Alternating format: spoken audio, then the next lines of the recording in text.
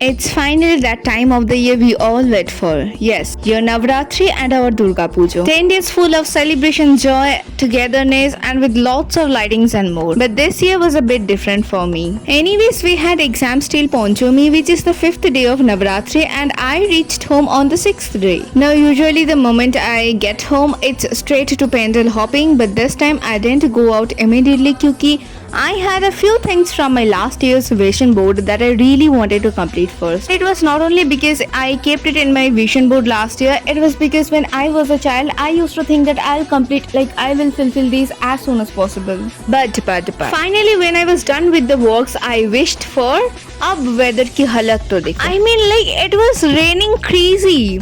But still, you know how we Bengalis are? Nothing, literally nothing can stop us from pandal hopping. So yes, even though we got completely drenched, we still went out. But compared to the other years, I actually did very little pandal hopping this time क्योंकि उतना time तो थी ही नहीं. But trust me, this was the most happiest pujo ever for me. And why?